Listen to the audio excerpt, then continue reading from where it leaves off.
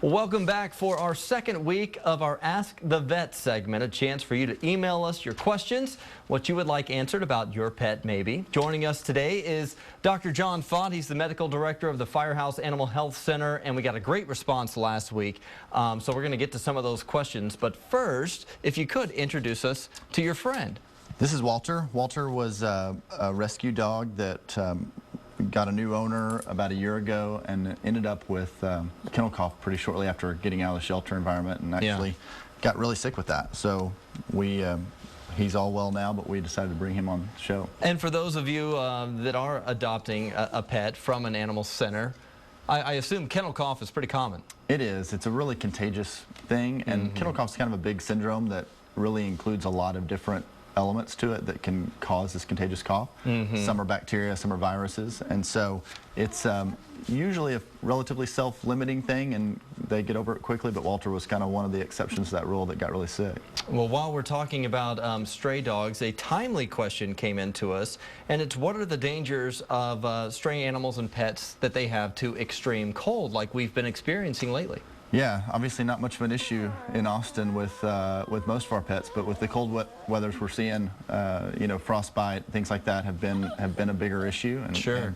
And, you know, I think we just have to be cautious about not leaving them out in the cold too long, and make sure they have warm shelter to get away from the elements. Absolutely. This question came from one of our viewers, Will, and he asked, my vet told me that my dog has a staph infection. Should I worry about that being contagious? You know, I think the word staph infection gets thrown around a lot, and in human medicine that's a really scary thing because MRSA or MRSA, the methicillin-resistant type staph that people deal with, is a potentially contagious thing. In dogs, the normal bacteria that lives on the skin of dogs is a type of staph bacteria, and it's not contagious to people. So most of the typical skin infections we deal with in dogs we refer to as some sort of staph infection, not contagious to any other pets or to people. And it sounds like Walter, he is part terrier. It sounds like so.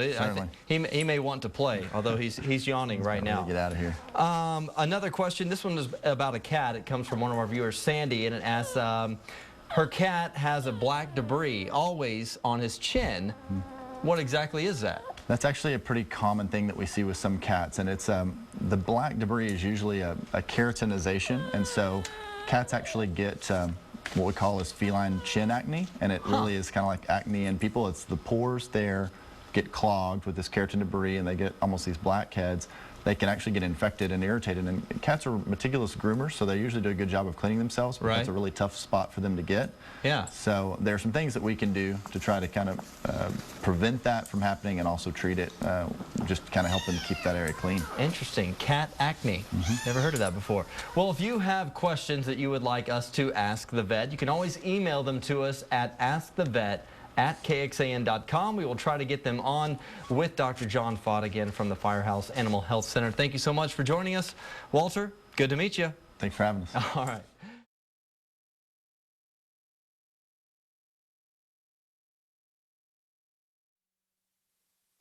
Welcome back. It is time to Ask the Vet, a chance for you to learn more about caring for your family pet and send in your questions so that we can get some of the answers for you right here on our show. Joining us once again is Dr. John Faught from the Firehouse Animal Health Center here in Austin. Thanks for being here once again. Thanks for having me. You brought in another dog with you this week, and this one is pretty special. Who is this? Yeah, this is Mabel, and Mabel was adopted from Austin Boxer Rescue a little over a year ago. She had heartworms that she had actually gone into heart failure, and we ended up having to treat both the heart failure and the heartworms, and she's actually doing really well now, which is great. Very close. Obviously could easily lead to death. You were able to treat it. She's about how old now? Hi. She is about 6 or 7, we think, but we don't really know much about her past history, so it was an adoption situation that we think she's about 6 years old. She is obviously a sweetheart, but let's talk a little bit about heartworms because it can be deadly. I guess it depends on when you catch it. Sure. You know, we routinely are trying to screen for heartworms on annual checkups because the earlier you catch those things, the better your success rate is treating them and keeping them from having problems. In her case, she'd already gone into heart failure, so we had to treat both the heart failure, and we're still treating that to this day because the damage was already there. But with general heartworm cases, We do. We try to catch them early so we can treat them early and have better outcomes. How do dogs contract heartworms? Heartworms are typically they're acquired. They're an actual worm that lives in the heart. They're acquired from mosquito bites. Okay. So mosquitoes bite infected dogs, pick up the immature larva, and then they go and bite an uninfected dog and inject that when they take a blood meal. Obviously, it is treatable if you catch it at the right time, but prevention is always the best route to go. Prevention is the easiest way to keep from having an issue. And you know, here in Texas, we have a lot of mosquitoes, and so we have a lot of heartworm disease. And so year-round heartworm prevention is really a smart thing to do because it's a lot easier than the treatment process. So it is not contagious from one dog to another. Not without the mosquito. Not without the mosquito, exactly. We'll talk about the Boxer Rescue organization is at your health center this week. We're actually having an event this Saturday from 12:30 to 2:30. We're actually having Austin Boxer Rescue come in, and we're actually having a board-certified veterinary cardiologist come in and talk about heart disease in the breed and heartworm disease and things like that. So it should be a fun event, open to whoever wants to come. For pet owners at home, how often should they get their dogs checked for heartworms? We generally do it annually at an annual visit just to kind of make sure that everything's good. If for some reason they've been off prevention for some time, there may be a reason to do it more often than that. Certainly. Well, we wish the best for Mabel. She certainly seems like she's doing well, and again, she's just a sweetheart, so we're glad to see that she is recovering nicely. Thank you so much once again for being here. Yeah, thanks for having me. Dr. John Faught with the Firehouse Animal Health Center here in Austin. It is our Ask the Vet segment. If you want to send us your questions, send them in to AskTheVet@KXAN.com. We'll be right back.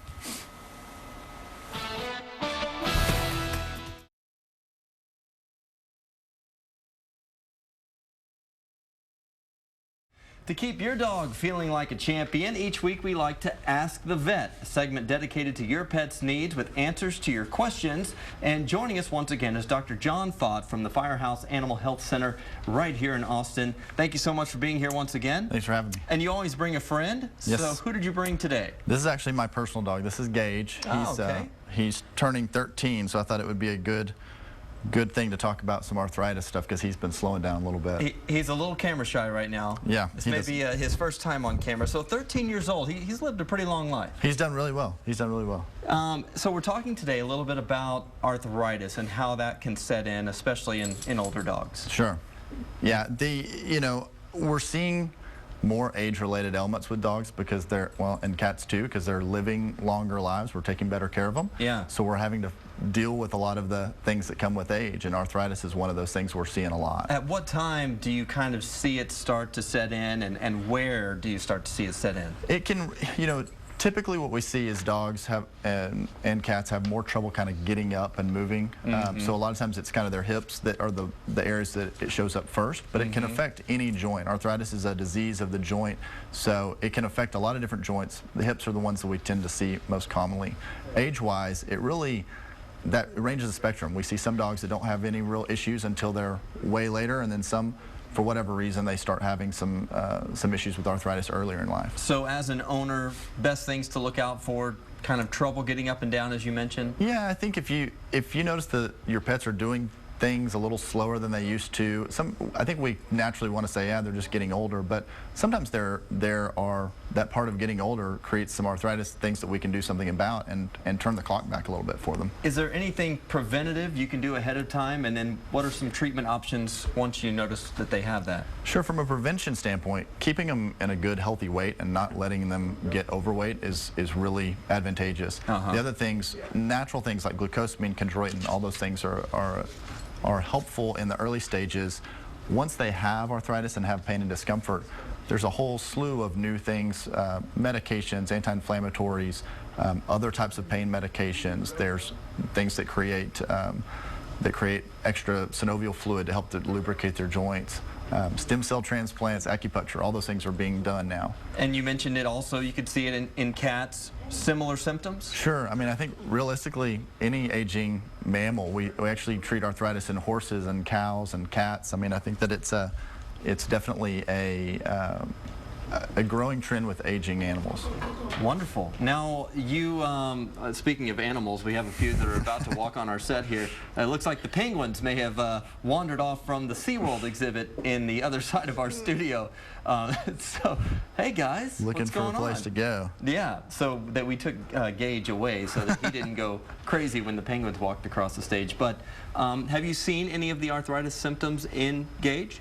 You know, he's been slowing down a little bit, and we started him on glucosamine a while back, and he's actually done really well. But I haven't gotten to a point where I've had to put him on any other medications. We try to keep him healthy and good so that I don't have to get to that point. Yeah, 13 years. I don't know what the average lifespan is, but that seems like a pretty long life. He's doing well. Well, every day is a blessing, so we'll keep going. Well, we'd love to hear some of your questions if you have any for our Ask the Vet segment. Dr. John Faught, just email them to us at AskTheVet@KXAN.com. Thank you so much for being here once again. Thanks for having me. All right, we'll be right back with some penguins.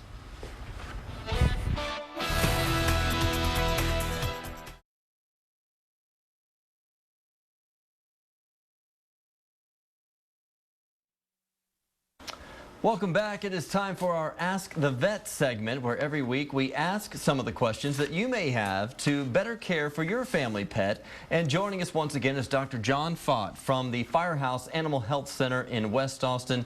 Thank you for being here today. Thanks for having me. And you brought a kitten with you this time. Introduce us. So this is what we've been calling this cat Squint because there's an eye issue that needs to be sorted out, but the cat actually showed up on a client of ours doorstep a couple of days ago, and we've been trying to kind of help find a home for it. And how old do you figure Squint is? I think she's about 5 months old, if we had to guess, so that's what it looks like. So she just showed up on your doorstep. Could you tell if she was cared for? Had she been in a fight? She has an eye issue, which I suspect is a congenital thing because she doesn't have any real other trauma that goes along with that. And so she didn't seem to be shy around people. She ran right into our client's home and jumped on the couch. And so she's been a really sweet cat, and we're just trying to find a good home for her. So. She just needs a forever home. Certainly she's been sweet since she's been here. Well, let's talk about, when you find abandoned animals, cats maybe specifically, what should you do? Well, I think that the first thing we would recommend is just being cautious, because a lot of them aren't as sweet as this one, and they're scared and nervous and can act out, and if we don't know their health status, we always are a little bit guarded about things like rabies and that kind of stuff. So I caution people to be careful from that point going forward. If once you have them, we want to try to find if they have an owner or so, looking for collars, tags, see if they're microchipped. Microchips can't be read by an individual, but at a vet clinic or the shelter can help with that. When you talk about health issues that an animal may have, what are we talking about? Well, with kittens, we're usually talking about, a lot of times they come in with upper respiratory viruses, sometimes internal parasites. They may be having vomiting or diarrhea. The other things we classically look for are things like leukemia and FIV, which can be acquired from their mother at birth. For those that are looking to adopt a pet, or if they find an abandoned animal, a cat maybe, how do you introduce them to your household if you have kids, if you have existing pets? Yeah, we try to go slow with that. We want to make sure that, a lot of times with cats especially, we have people go kind of a small room first for a little bit, kind of open up the house gradually. If you have other, if you have babies or other animals, sometimes it's good to transfer bedding, like a blanket or a towel or something, so that they can kind of get used to those smells and odors before they just get thrown all into the same environment together. Absolutely interesting. And cats and dogs can mix, I guess, in the right environment. Sure. Yeah, they don't always fight. Don't always, but yeah, there are a lot of them that get along just fine. So for Squint, what all needs to be done to get her ready for adoption? Well, we're going to try to get her vaccines and everything taken care of, and really we're just trying to find the right home and the right fit so that we can, and we'll go through the process of getting her caught up with everything that she needs. And the microchip, just goes right under her skin, is that right? Yeah, the microchips are a great thing because a lot of pets find homes that way. Had she been microchipped at this point, we'd be able to call and find the owner. But the challenge is that if that is never done, then you never really get them linked up the way they should. Absolutely. Squint, we hope to find you a forever home. You can always contact us here at KXAN, or you can contact Dr. John Faught. He's at the Firehouse Animal Health Center in West Austin. Thank you so much once again for being here. If you have a question that you'd like us to ask the vet, you can send it to AskTheVet@KXAN.com. We'll be right back.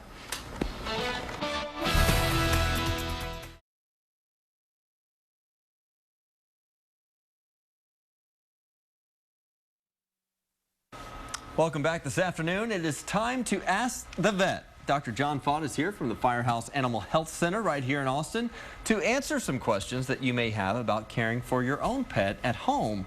And thank you so much for being here once again. Thanks for having me. You brought a friend with you. Introduce us. Yes, this is Weta. She's a 9-year-old golden retriever that is a client's dog and was in the clinic today and wanted to come with us. So. There you go. Yeah, making her television debut. Now, she's just in for an annual checkup. Correct. Nothing out of the ordinary, really, but just kind of reiterating the importance of getting that annual checkup.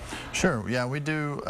We generally recommend a wellness exam annually with pets, and she's here for hers and seems to be doing really well, but she was a little overweight before, but we've gone on a weight loss plan, and she's doing great. She's on a diet. And she's 9 years old, so she's getting into her golden years a little bit. Correct. All right.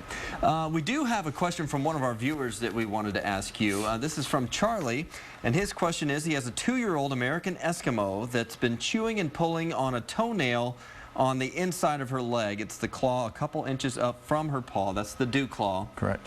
And she's been chewing on that one particular claw for a couple weeks.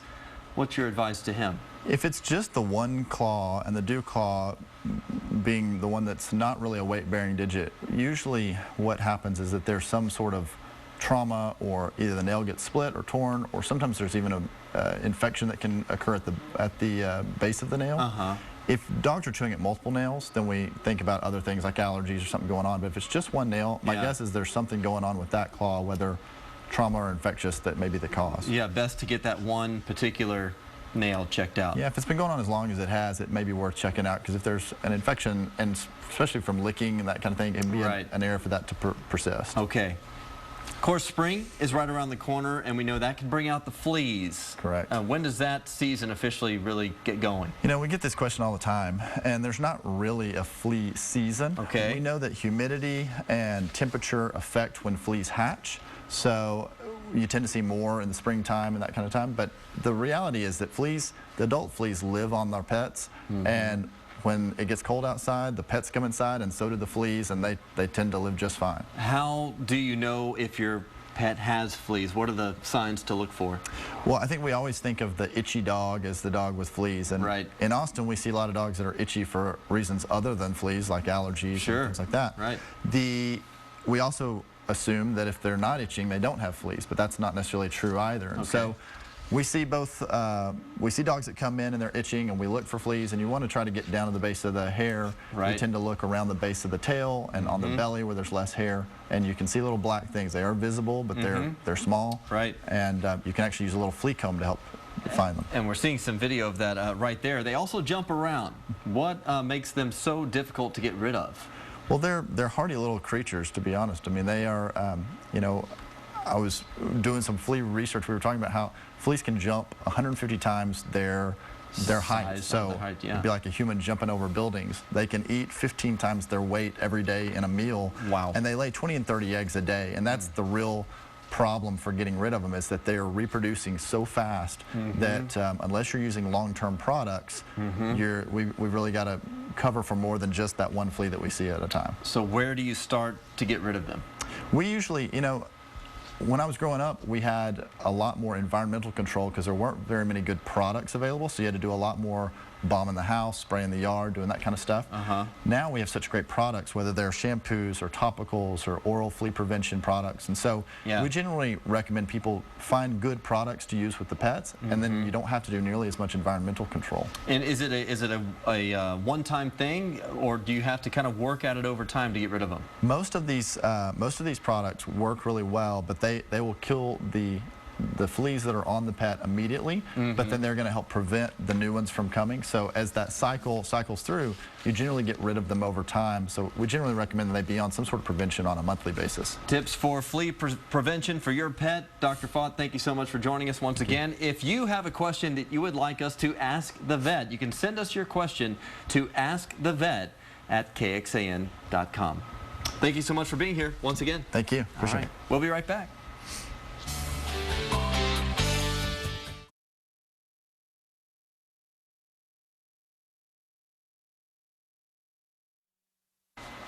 Welcome back. It is time to Ask the Vet, where we answer some of the questions that you may have regarding your family pet. Joining me once again is Dr. John Faught from the Firehouse Animal Health Center here in West Austin. Thank you for being here once again. Thanks for having me. Who did you bring with you? This is Addie. Addie. Yeah, and Addie is one of my receptionist dogs. Okay. And, she wanted to come on air today. She looks like a people lover. She's a great dog. How old is she? She's about 4 now, and so. Yeah, so kind of fair-skinned, and as the spring season comes around, the sun starts to come out a little bit more.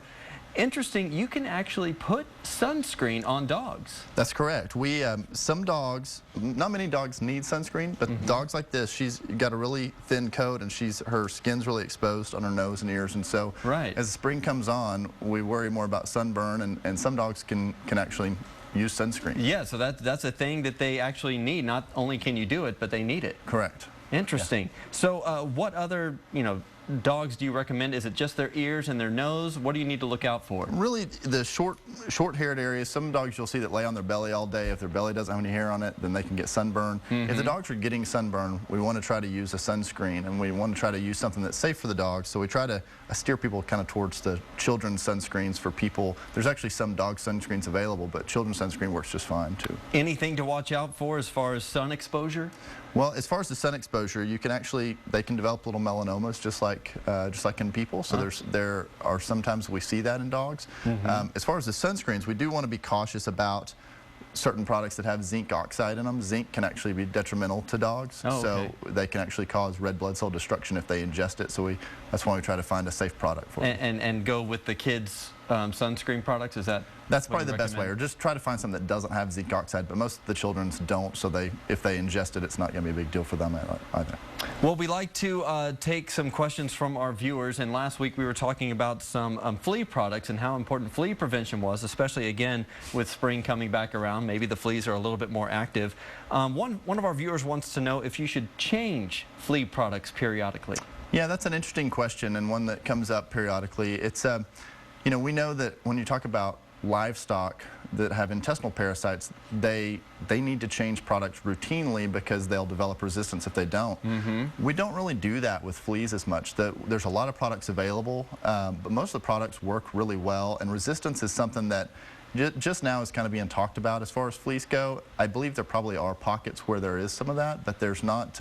It's not a huge issue at this time. So I usually tell people if the products aren't working, just find something different, work with your veterinarian to figure out a good product going forward, but I don't think you necessarily have to be rotating them all the time. And whatever works for your dog. Correct. Another viewer wants to ask kind of a separate topic. Current options for separation anxiety. I know a lot of dogs get very attached to their owners. That's right. Separation anxiety, and true separation anxiety, is actually a much more rare thing than people, I guess, than we talk about. When we talk about dogs that get excited when you leave, or they're whining when you leave, or whatever, that's not really true separation anxiety. True separation anxiety is when they can't stand to be away for a moment, and it never dissipates and goes away until the owner returns. Maybe they don't eat, they're lethargic. Destructive, they'll tear the house apart. Right. And so occasionally we see cases like that where it really is a big deal. And so there are a lot of options available for that. There's some very natural things that decrease stress, like there's some dog appeasing pheromone collars. There's the thunder shirts people talk about that wrap the dogs up. Right. Most of that, though, is there's a lot of training and a lot of desensitization that goes into that. And in extreme cases, we'll use medication sometimes, even things like Prozac, which are kind of bizarre for people to use. But those can be helpful in some of those separation anxiety cases. Dr. John Faught from the Firehouse Animal Health Center in West Austin, thank you so much for being here once again. Addie, good to meet you. I love the patch on her eye. I know. So cute. All right, thank you.